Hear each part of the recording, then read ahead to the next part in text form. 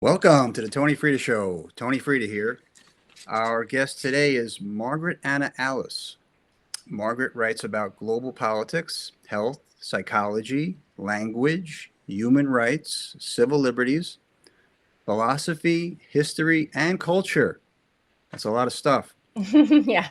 On her Substack, Margaret Anna Alice Through the Looking Glass. I highly recommend it. As an apocalyptimist, did I say that right? hmm As an apocalyptimist, she counterbalances her exposure of dark topics such as corruption, propaganda, mass control, totalitarianism, democide, which is death by government, right?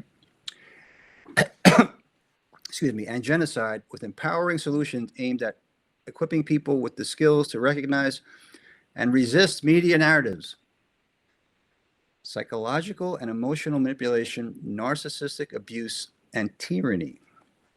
Margaret Anna is also the author of the dystopian fairy tale. That's this.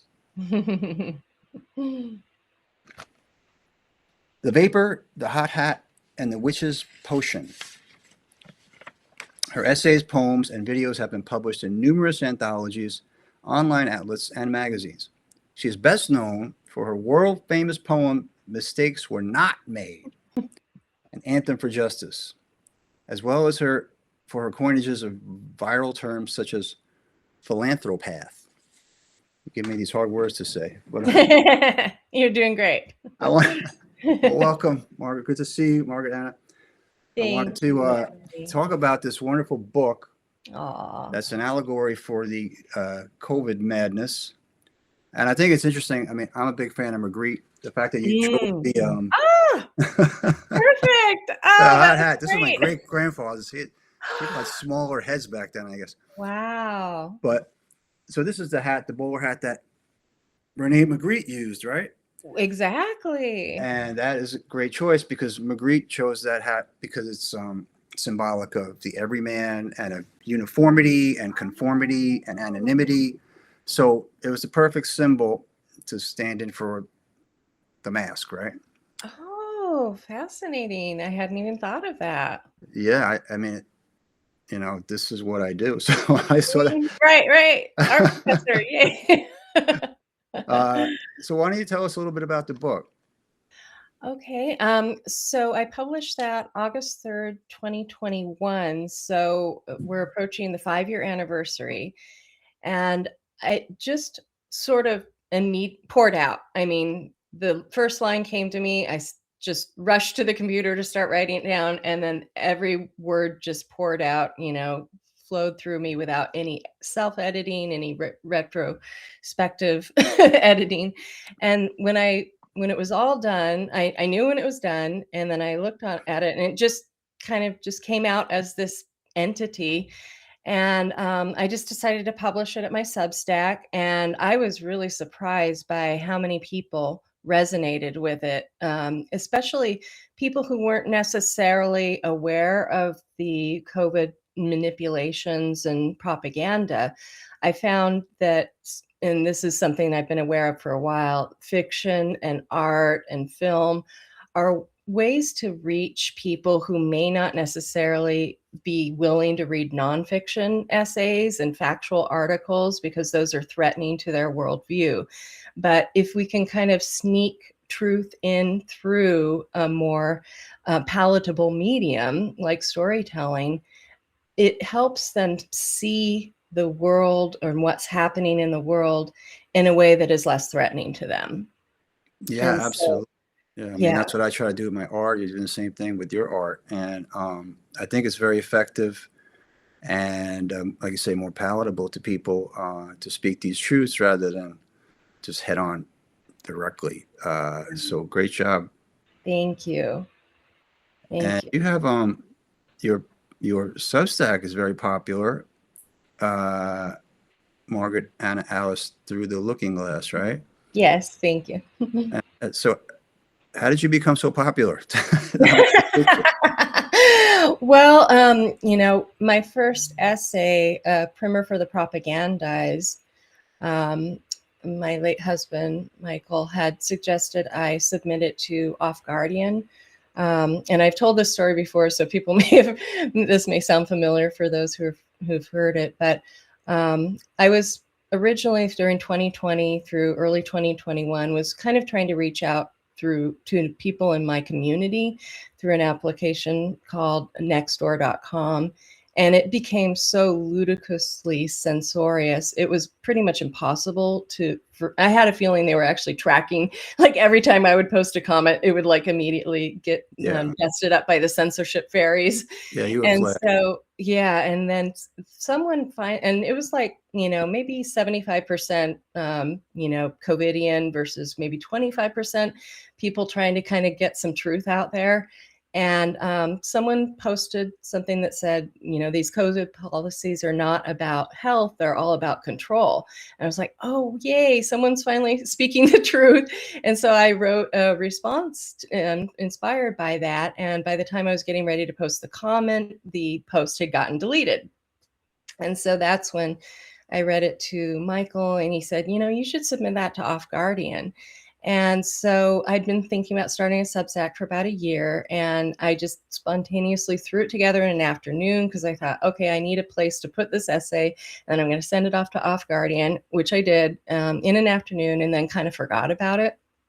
About 3 weeks later, Kit Knightley got back to me, said they loved the essay and asked permission to publish it, which is okay, of course. And so this is what I didn't really understand about the internet at the time, because I'm kind of new to online publishing. Once it got published at Off Guardian, all these other outlets picked it up, like hundreds of other outlets, including like Zero Hedge and Lou Rockwell, and kind of all these, big dissident platforms. And my mailing list went from 0, and I think it was really still maybe only a couple hundred at the time, but that kind of started the snowball effect. And, it's like, oh, wow, people appreciate this. I better write something else. And so I just kind of started going. My next essay was COVID is over if you want it. And I pulled in from Etienne de la Boétie's Politics of Obedience. I don't know if you're familiar with that book from the 1500s. And he basically says, you do not have to put your hands on the tyrant to topple him. You merely need to withdraw your support.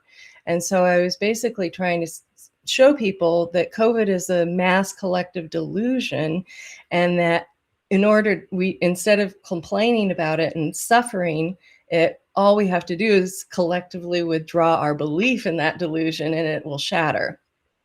Yeah, well, I mean, you're proof that people are hungry for the truth. We're in this world of fake news and fake everything, fake culture. And so when truth is like this shining artifact that people are hungering and thirsting for. And when you express it, it stands out, and it's really our greatest asset. Yes. That there is. It should be, it should be everything, but we're fighting this empire of lies. In an empire of lies, the truth is telling the truth is a revolutionary act, and that's what you're doing, and that's why your work resonates with so many people. So great job. And then you wrote another piece called "Mistakes Were Not Made," right? Yes. So that I published January 1st, 2023. And that was essentially the culmination of 3 years worth of research, studying all the different aspects of COVID, totalitarianism, the scientific fraud, all the colluding doctors and nurses and the propagandists, and pretty much 360 degrees of the problem. And I essentially tried to distill it to as concise a summation as possible of what I had observed and pretty much all the puzzle pieces I had been putting together over the previous 3 years. And when I published that, I thought, well, this is really, it was like 333 words. I didn't really know the length at the time. I counted and just thought, that's kind of a nice number. But I thought, this is so short and small. Maybe I should put something else with it. Maybe people won't want just a poem. But when I published it, it just like exploded. And people, I was really, delighted and grateful that people found it to be such a valuable touchstone for encapsulating all of these different pieces and strands that people have been studying individually, but hadn't necessarily put together in a single, very concise deliverable. And so after I saw how much people appreciated that, I had the idea to have different people of integrity reading that poem and producing a video of that. And so I reached out to several different people, and one of them was Tess Lowry, the founder of World Council for Health. And she graciously agreed, and not only agreed, but offered to have Mark Lowry, who works with her, it's her ex-husband, that they work together at World Council for Health and have a very good friendship and relationship. And Mark is a professional filmmaker. And so he filmed Tess's reading of Mistakes Were Not Made. And that really is what made it go internationally viral, because it is not only, beautifully, powerfully produced, but Tess just did one single flawless, poignant take that is just absolutely devastating. And as soon as people saw it, and it was only 4 minutes long, so just getting people to watch it wasn't quite such a high bar. And it's easier, to get people to watch a video than to read. And so it just is another example of art kind of slipping truth to, a very broad audience. And it actually trended on Twitter for 3 days, and, I think had tens of millions of views.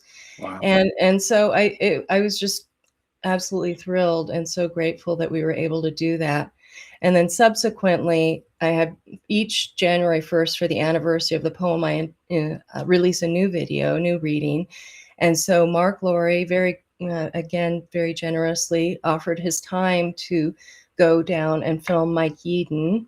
And then I later, the following year, 2024, so that was 2024. And then 2025, I released a video of Vera Sharav reading it, which I had taken from a speech she delivered for a conference called We Can't Forget. And then for 2026, I just did my own reading of it. Yeah, well, it's great because you took all of this mountain of evidence that we have to prove that we were right about all of it, and they lied about all of it. Every single tenet of their sick psyop depopulation agenda was a lie. And we who were saying it in real time in 2020, I figured out, I reverse engineered it in March 2020, which I'm proud of. And I got the battle scars to prove it, and the hit pieces and everything else.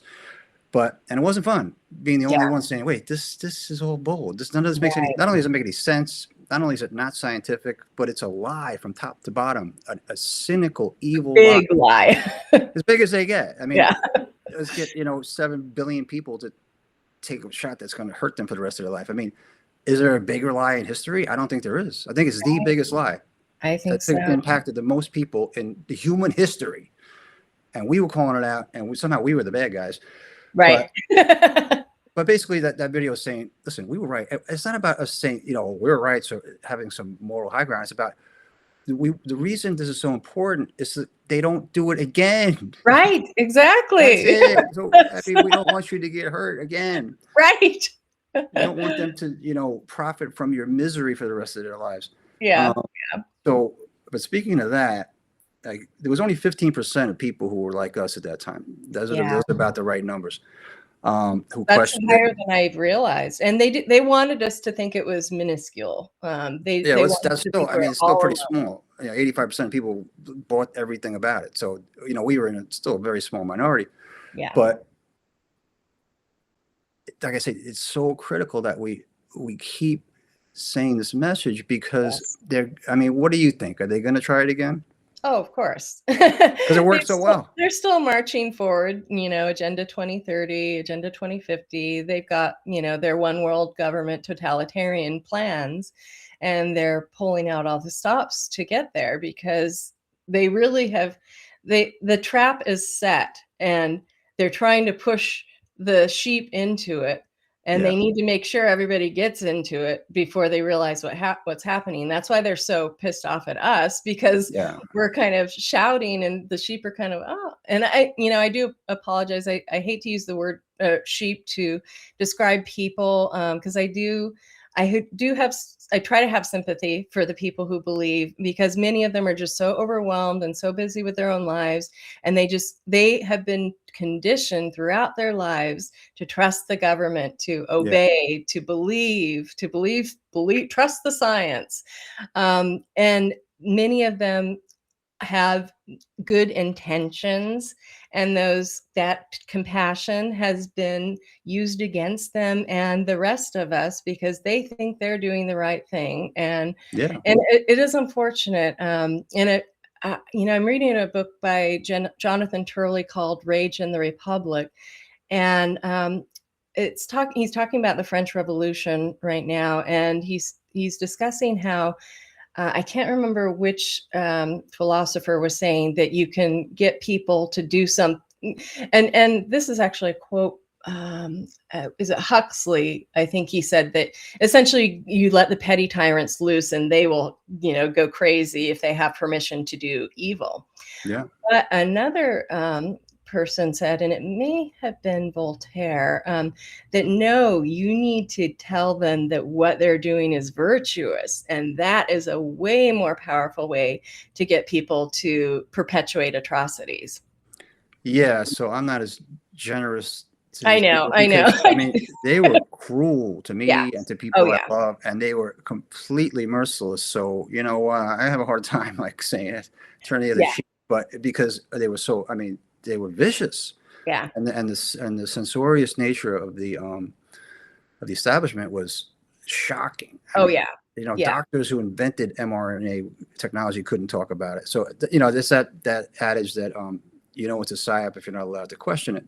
Yes. So, I've been in this mindset for a while, so I could see it in real time what's happening, and that it's all being scripted. We know from Event 201 that it was literally scripted, Johns Right. Hopkins, and so we can see these things coming. But I think the whole thing was a beta test for the next one, which is going to be Right. instead of 1% mortality rate, it'll have God knows what they're up to. But so we want to inform people, just educate, edify people of these tactics of the deep state, of the cabal that are transhumanists and want us sick and dead. Yeah. Once you understand that, what their agenda is, then everything makes sense. Like if you're a Right. person that has a lot of power and money, who wants everybody sick and dead, you do Yeah. something like this. Exactly.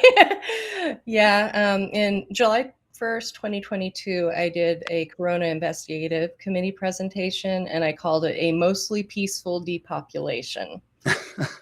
And it really is diabolical, because they have done this in such a way that by masking it as public health, you can get so many people to volunteer for their own suicide, essentially.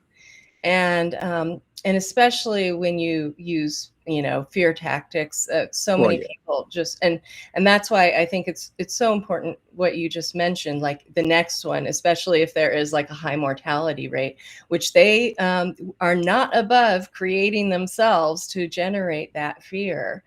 We really need to be on guard for Well, those tactics. we know now they lied for decades, saying they don't fund gain of function research. There are no biolabs. They said on the mainstream news, they said it's a conspiracy theory. Even the White House press secretary said it's a conspiracy theory, a Russian conspiracy theory.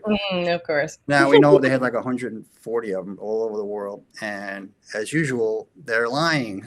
Yeah.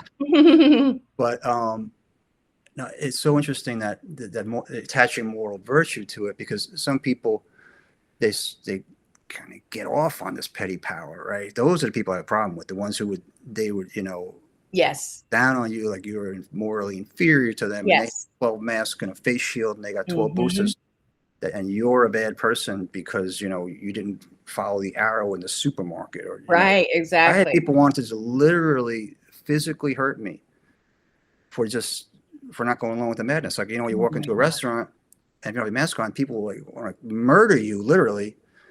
And then when you sit down, it's fine. The COVID doesn't care. And I would say, "This, you realize this makes no sense, right?" And they just look at me. Right, I right. would call it the COVID stare, like I'm the crazy person for saying this doesn't make any. This is not science. This is insanity. Like Yeah, I'm crazy. No, yeah, you're yeah. crazy. This is crazy. The whole place is a madhouse. Right. I never felt like I Well, was in a madhouse. I mean, I yeah, literally felt like I well, was the only sane person in a madhouse. that's exactly right, and that's the shibboleth. They have to practice those completely illogical rituals to show and profess their faith in the big lie. And anybody who refuses to participate in that, they get angry at, because ultimately you are affirming what they know deep down to be true. Yes, that's it. Yeah, that really And is it. and then they have to face they don't wanna face the shame of what they've done, the horror of how they've treated people. They don't want to admit Um, they were wrong. It's like yeah, I think Mark Twain said, it's easier to fool somebody than convince them they've been fooled. Because right. I do like have some sympathy, because it was a artfully masterful lesson It in was. fear based mind control. I mean, they Yeah, had all the yeah, pieces, they planned it all out, they war gamed it to perfection, yeah, including anybody who questions it. We immediately censor them yes. across every single platform. We hammer this message, repetitively through the news 24 hours a day. You're all going to die if you don't do exactly what we say. It was it was like a masterpiece of fear-based mind control. It was. MK Ultra techniques, but done on a mass scale. Yeah. And man, you got to give the devil credit sometimes, because I it was know. pretty impressive. Yeah, yeah.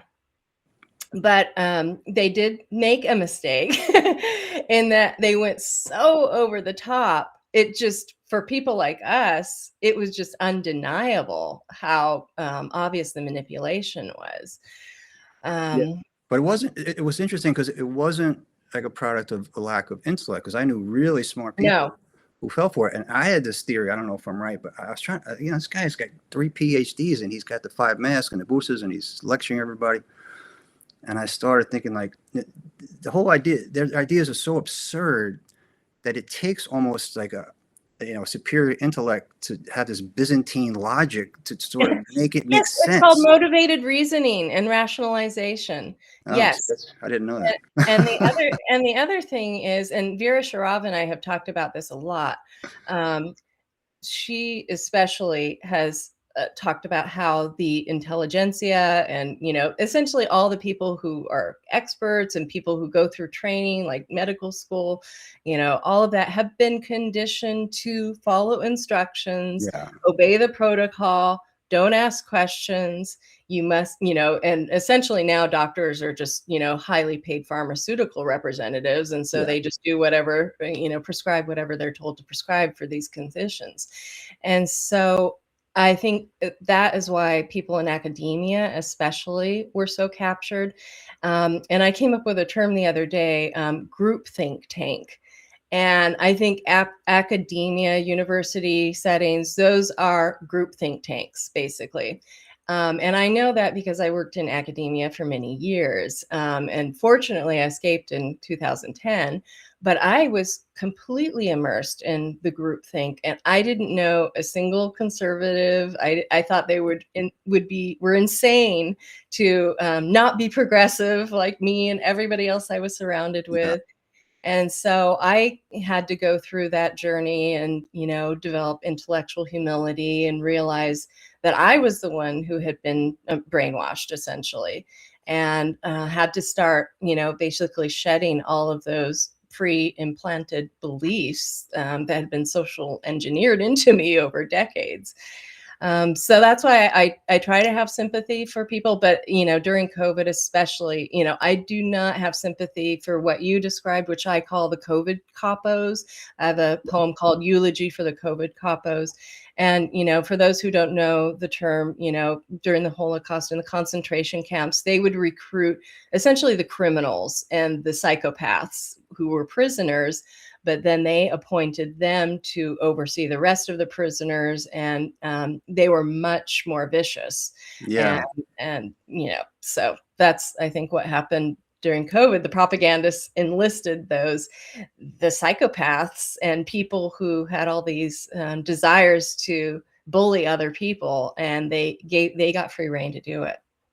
yeah. It's like a cop who becomes a cop because he can he has petty power. He has a gun and he can hurt people, and they Mhm. have to listen to him. And he has this, badge of authority. But there was this part of it that, to me, it was like the whole thing was an initiation into this new religion. You had the priest class, and you had the whole ritual of the masking and isolation Yes. for purification, and you Yes. had this series of rituals, and then this fear of death, which is part of every initiation Yes. into ritualistic cults. Um, and then there's this, like, the mask hides the self, right? It hides the old self, so the new self can be reborn after the initiation is over. Mhm. And then the new normal was like this new religion that we were being inducted and initiated into. But we had to destroy the old Right. self, destroy the old way of Well, living. de-individuation. So Yeah, the mask is masking your individuality and then subsuming you into the collective. exactly. You had to totally change the way you used to live. Like, every part of our life had to be changed. You couldn't Yes. do the things you used to do because you can't just flip a switch and that happens. It had to be a process. And it's a Yes. very tried and true process, this initiation ritual into Sacrifices. sacrifices must be Yes. made. Yes. Yeah, We're that's all part in of this religion. together Mhm, mhm. for the greater good, right? It's always Yeah, for the greater good. It's always for your health, to protect you, to save you from the evil bioweapon right. that they created. And then, oh, now we have this bioweapon that we released that's going to kill everybody, but we have the cure too. It's another bioweapon. The actual bioweapon. Yeah, so it was it was a 1-2 punch, and it's just devastating. I mean, we can laugh about it, but it was, I mean, shockingly evil and on a Yeah, historic level. And yeah, we got to stop these demons from doing it again. And the yeah, only way we can is through transparency and by doing the great yes, work that you're doing, coming up with interesting ways to say it rather than. And I don't care about saying I'm right. I don't care about, right. I'm not going to stoop to their level and like hector them and lecture them and Yeah, fire them and tell them they, can't see their grandma die. I mean, all the horrible things. You can't go to church, but the liquor stores are open. Go to the right, liquor store. They care so much about our health. They left the liquor stores open. Like, what? right. Like, Yeah. because they want us drunk and stupid. Yeah, Because the drunker and stupider we are, the more easily we'll fall for their bull, right. and the more easily controllable we are and sedated. So it's like, it's like Soma from Brave New Yeah, World. Like, they want yeah, us sedated, and that's why everybody's on, psychotropic drugs. They want a population that's sedated, like cattle, so are easily manageable. yes. And it's an entire platform, a whole 100-year long thing that started with the Fabian socialists. H.G. Wells wrote Yeah, about it. Like, and now they're coming towards the end of the long march through the institutions. They've captured every institution from Silicon Valley to academia to publishing to the political class, and they're kind of towards the end of their march. So, right. we're in a precarious situation here. But I don't know. Are you hopeful for humanity? Well, I'm an Apocaloptimist, so yes. But what comes first, the apocalypse Well, or the the optimism? Apoc comes first, and that's what we've been living through. But the optimistic part comes from the fact that people like you and I have connected. And this was, I think, another mistake they made, because by censoring all those other platforms, the fact that, Substack was like probably the only platform that wasn't censoring, it automatically drew all of these dissident voices, and we never would have met if it weren't for that. Yeah, I it's true. mean, we now have this international network of dissidents who are able to collaborate creatively and work together on research and share ideas. And I feel like from the beginning, when I first started connecting with dissidents on Substack, I felt like we were exponentially multiplying our knowledge and our understanding of the Yeah. situation. And having data analysts and scientists and people who are basically in real time debunking the lies. And I think is just so incredibly powerful. And the fact that even though we're still being censored, ridiculously so, we have these ways of communicating now, and I'm hoping we're kind of taking them into the communities more now in like real life. And I think, CJ Hopkins is part of that. And, I was really grateful to, and for those, obviously this is your podcast, so people are going to know you're his book illustrator who Yeah. did the illustration that has turned him into a thought criminal in Germany. So congratulations to both of you for that. Yeah. Um, I feel, yeah, I feel I'm a co-conspirator, but right. this doesn't help my optimism because they're trying to throw the guy in prison. I Okay, know. I it's know. like I know. this is not a joke, Yeah. and that's the model, right? If they can get him in prison, like they're coming for us next. So Yeah. we Yeah. have to hang together, or we're going to hang separately. And I mean, literally, it could come to that. I mean, they're not Yeah. playing; they're playing for keeps, I And know. we're facing a very formidable adversary that have limitless power and money.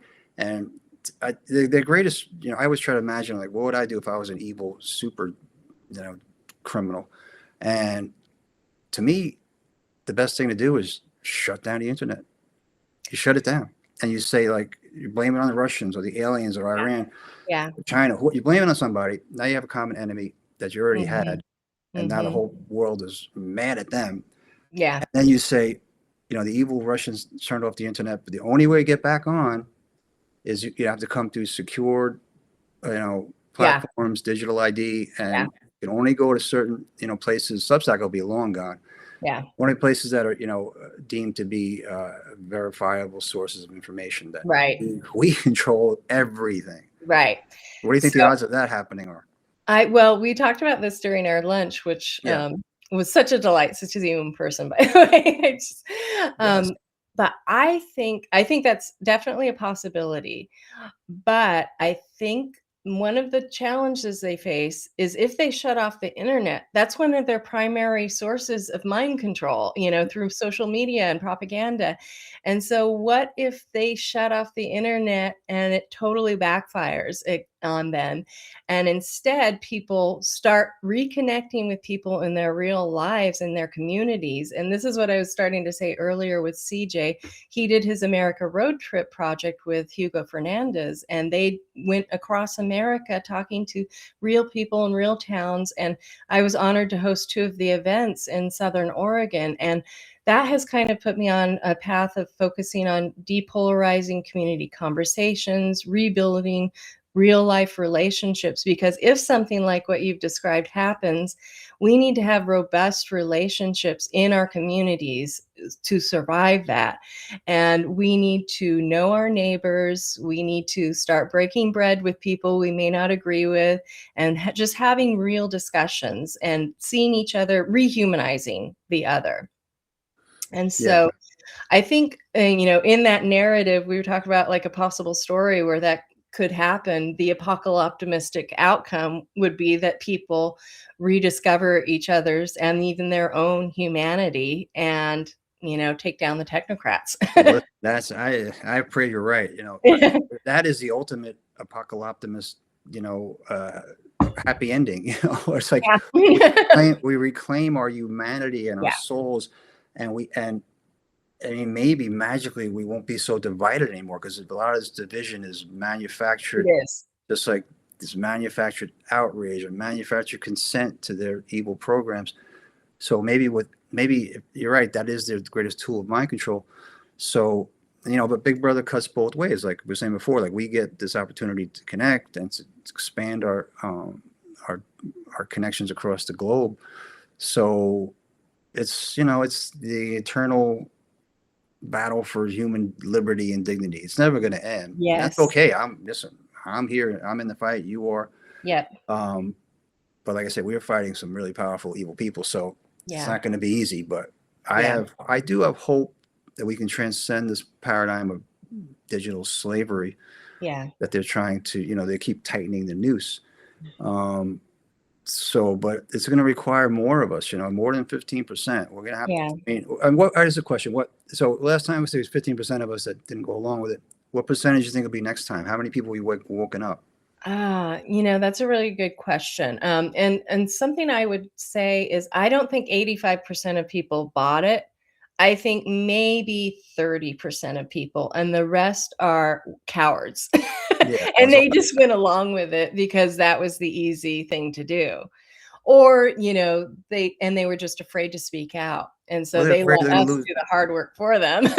Yeah, and also afraid But they're going to lose their job, or right, I but mean, I think now more and more I mean, it's like the boy who cried wolf. You can only cry wolf so many times, and I think more and more people have caught on to the fact that what they told us, especially at the outset, was total bullshit.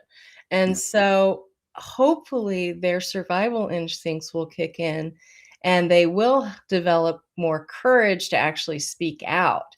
And because we do, I mean, there are billions of us compared to this, yeah, tiny little percentage of them.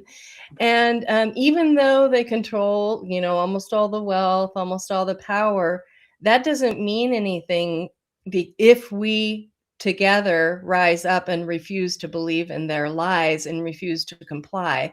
And this is why when I wrote my 5-year stackiversary post a few months ago, I realized the theme of my work, what I've been trying to do is to help people become unhurtable. So really all we have to do is understand, no, the power of no. And people have been conditioned to be polite and they don't want to say no, but they need to understand that that could save their lives and humanity itself. absolutely. But I mean, we're social animals. So I mean, I forget if it was the Milgram or the Ash experiment where they would show people something that was obviously false, and but Ash, everybody was the in Ash on it. experiment. Yeah, Mhm. like which line is longer, and Yes, that's Ash. and the Ash, and the whole class would pick one that was obviously not Yes. longer, but because of social conditioning and our fear of social ostracization, that's a hard word to say. A lot of people would say, like, they would go against what their own eyes were telling them because Yeah, exactly. they didn't want to stand out from the herd. So I Yes. like that word, unhurtable. I've been unhurtable for a long time, but Right. we have to be heard but unhurtable. Yeah, that's good. And I think you're right. I think that's Yeah. when you want to live in chains, or I'm Right. going down and fighting. I'm not going down on my knees, No, and no. and Um, it's the other thing is just having just some sort of autonomy. It's like the same people who said my body, my choice, like were ones telling me I got to get a shot. Like, right, right. what happened to my body, my choice? What happened to that? Like, Right, right. didn't you just say that? Like, Right, right. no, not with this. With this, like, you Yeah, have to do it. I'm like, oh, yeah. this is different. This Okay. is different. So my body, my choice? That's why No, this time public it's not. health, It's your yeah, body, my choice. yeah. So there's so much hypocrisy too that people get sucked into these cults and they Right, can't see things clearly. But we can break the conditioning but we have to use the same. I was in advertising for a long time. We have to use the same techniques that they use to right, manufacture. I can say, right. you know, That's why framing, I've always talked about the importance of framing, and coin terming. Term coin. absolutely. Yeah, It's going back to Bernays. You read his yeah. book he wrote 100 years ago, Propaganda. Mhm. So you're not selling a person the car. You're selling them this idea that they want. What is their deeper need? It's not a car. Yes, It's status, or it's approval, or it's a feeling of self-worth. Like, you have to right, identify their deeper need, right, and then you're selling them that. You're not selling right, them a car. right, exactly. So if you can describe or attach a deeper meaning, a basic human need to whatever you're selling, like the things that Yes, we're selling, to yes. me, it's like it should be an easy sell because we're selling, a life without slavery. Right, right. We're selling your children having a future and not living in a dystopian nightmare. Yeah. We're selling, like, the opposite of a nuclear holocaust. Like, and we're Right. selling pretty easy. Should be an easy sell, but, but somehow it's not. Um, because they invert and say that Yes, they have the moral high ground, yes. they're We are the virtuous. threat. Anybody who Mhm. doesn't go along with it is a bad person. But Yes. so what is, like, what's the new project you're working on? Um, oh gosh, I'm working on so many. Some I don't really wanna You don't have to tell give me. spoilers for, um, but maybe I will give a little bit of a teaser since once you opened up our conversation by talking about my dystopian fairy tale. And I have been collaborating with an animator, and a voiceover artist and soundtrack artist, and we are working on an animation of that. I hate to put that. I don't want to give that away too soon because I'm hoping. Well, I'll just say that I've seen storyboards and I've heard the voiceover artist and her soundtrack work so far, and I'm just absolutely ecstatic about the direction that's going. And I think it really has amazing potential if we can get it out there to help penetrate the groupthink and the brainwashing through art.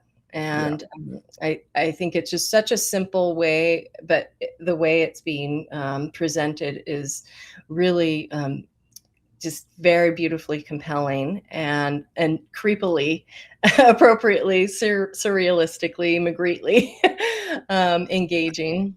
Yeah, well, that's exciting. I can't wait to see it. You have a lot of, I mean, the imagery in this book is great. Definitely Magritte inspired, but it's just a beautiful aesthetic, and I can't wait to see it. So we'll be looking forward to that. Yeah. I know you always have a bunch of stuff going on. Yeah.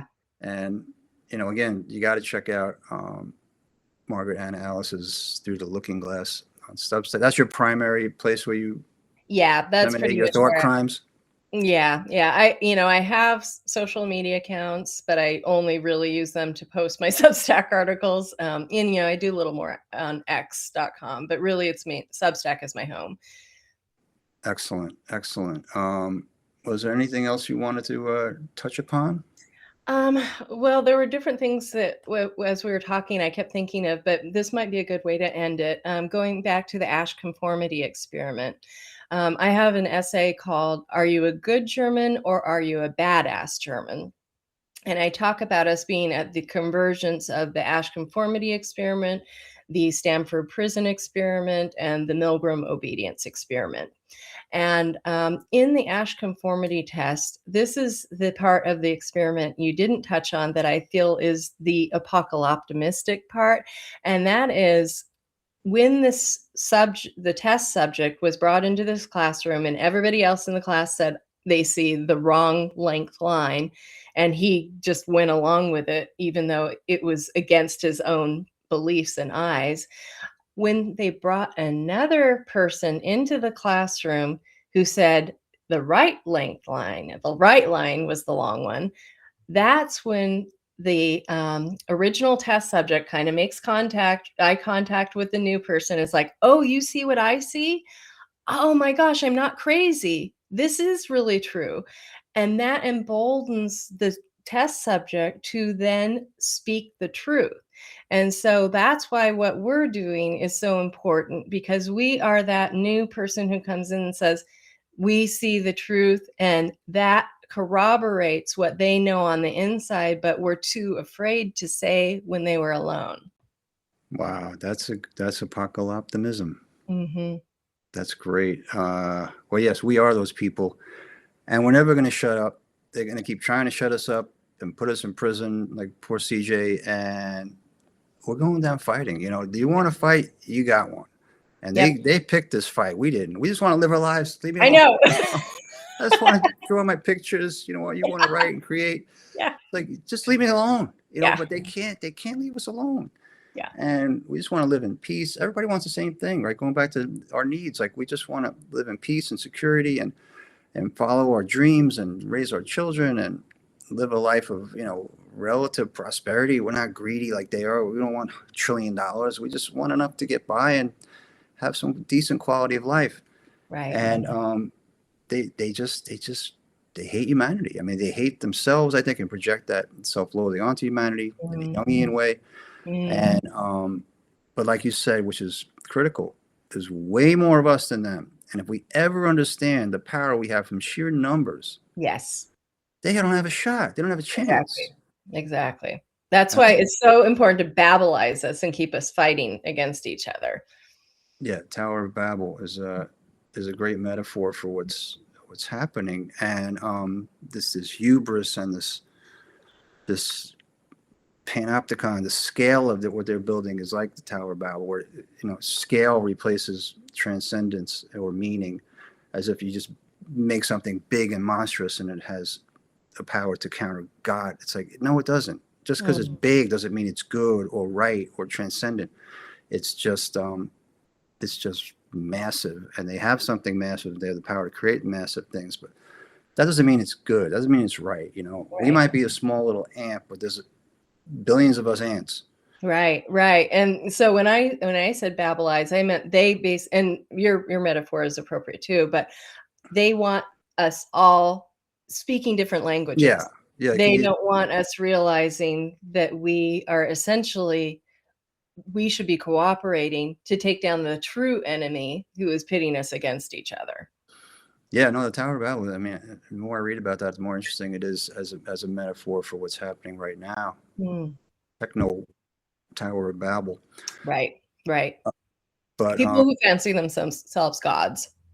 That's right. It's people trying to be gods, and that's the whole transhumanist right ethos. That, I mean, Richard Seed said, "I don't believe in God yet," and they don't believe in God, but they believe they will become God with the power of AI, and they will become immortal, upload their consciousness into machines, and live forever, and stomp on humanity with a giant, robot boot.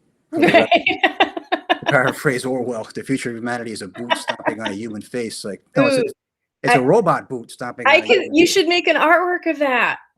Yeah, I have actually. Oh, okay. Yeah, no, I know, because I just want to update Orwell. No, the future of humanity is a robot boot stomping on the face of humanity. That's so a very cheery thought, not apocalyptimist. I can't say that word. But let's hope Orwell was wrong about the boot. Yeah. We got boots too, and like I say, there's a lot more of our boots than the giant boot. Yeah. So, I mean, what's the last word you'd like to share with our audience? Well, I think just have conversations like we're having. Talk to real people in your community, people that you may have had a breach with in the past because of your difference over COVID. Maybe try talking to them again. People are starting to rebuild relationships now.